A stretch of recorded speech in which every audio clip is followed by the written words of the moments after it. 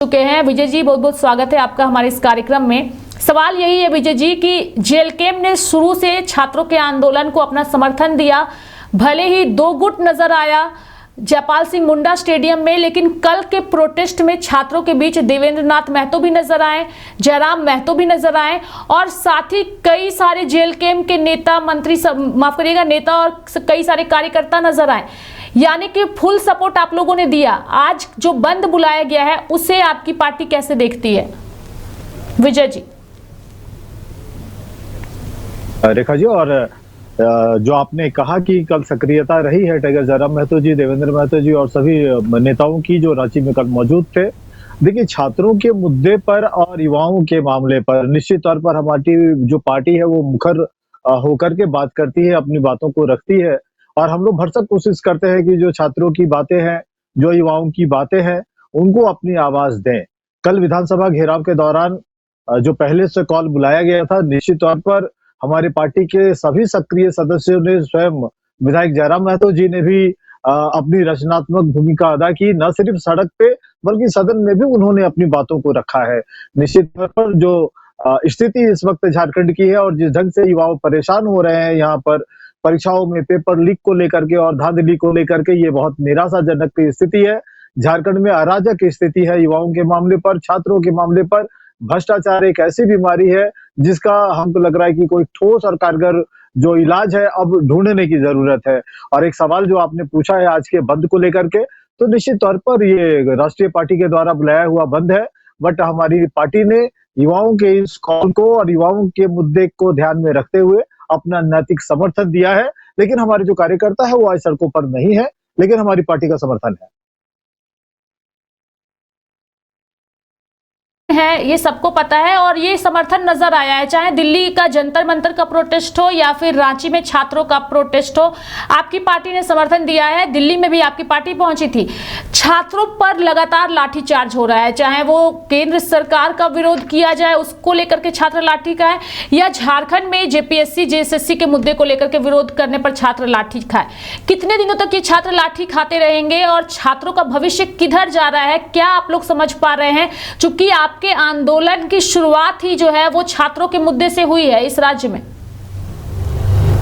निश्चित तौर पर देखिए, हम लोग अपनी बातों को छात्रों की हित के लिए रखने के लिए जाने जाते हैं।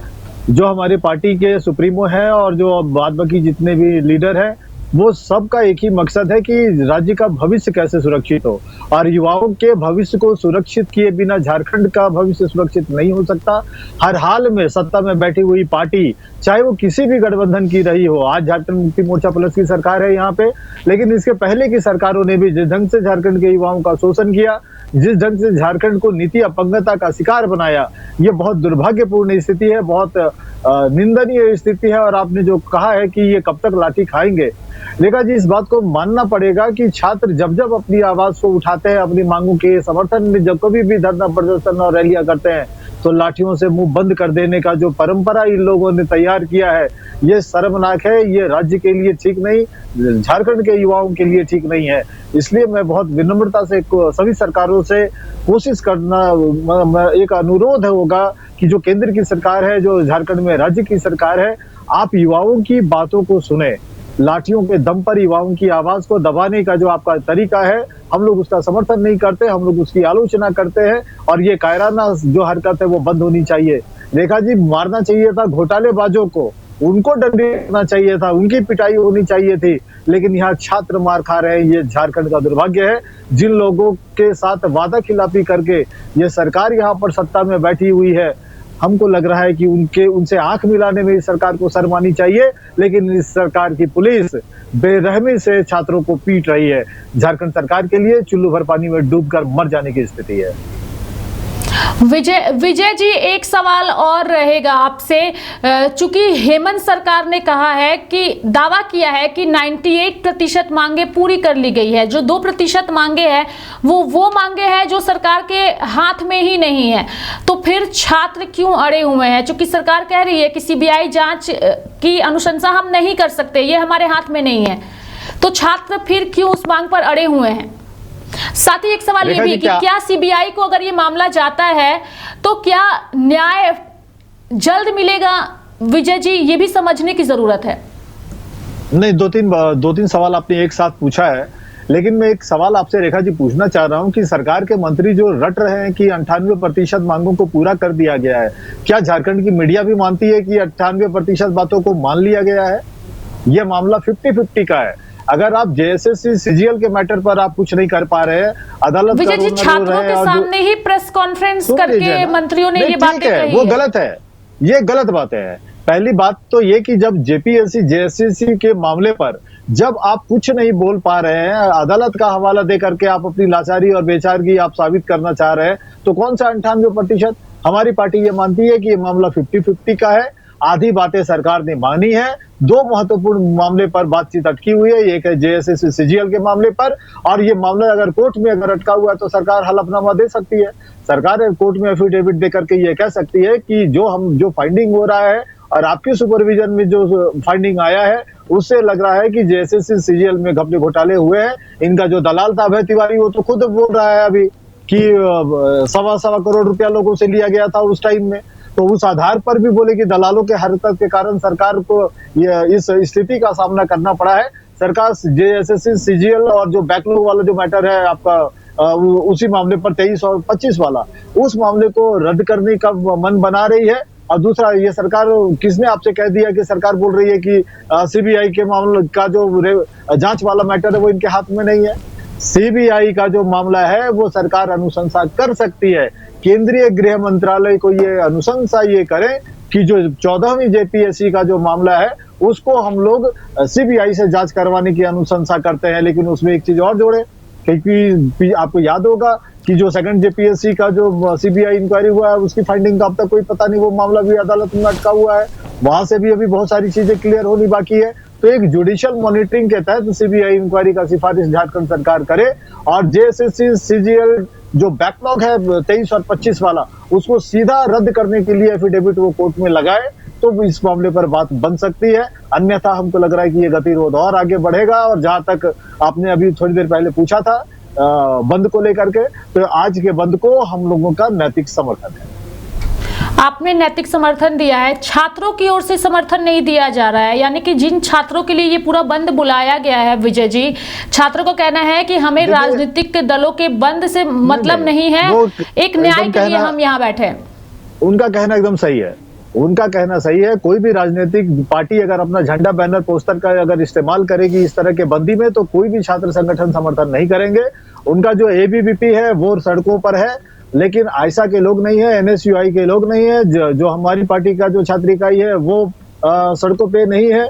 जब कल देर रात हमारे जो केंद्रीय अध्यक्ष है टाइगर जयराम महतो जी, लगभग 1 बजे रात में मैंने उनसे संपर्क किया था और आज के बंदी के बारे में उनसे मशवरा किया था। तो उस वक्त यह स्पष्ट निर्देश था कि हम लोग इस बंद को नैतिक समर्थन देंगे, लेकिन हमारे कार्यकर्ता सड़कों पर नहीं होंगे, क्योंकि ये बंद बीजेपी ने बुलाया है और उनके झंडे, उनके बैनर पोस्टर के अंडर, और हमारे जो कार्यकर्ता है वो सड़कों पर नहीं होंगे। तो ये स्पष्ट निर्देश जो झारखंड के हमारे जिला अधिकारी जो अध्यक्ष है उन सभी को दे दिया गया था। विजय जी, चूंकि एक तबका ये भी सवाल उठा रहा है कि छात्रों के इस पूरे आंदोलन को बीजेपी ने खराब करने की कोशिश की है, कहा जा रहा है कि छात्रों का जो प्रदर्शन था वो शांतिपूर्ण था, लेकिन छात्रों के मार्च से पहले बीजेपी की ओर से सीएम आवास का घेराव किया गया, हंगामा किया गया, उसके बाद उन्हें डिटेन करके खेलगांव ले जाया गया, यानी कि इस पूरे प्रोटेस्ट को बीजेपी की ओर से कैप्चर करने की कोशिश की गई है, एक तबका ये कह रहा है।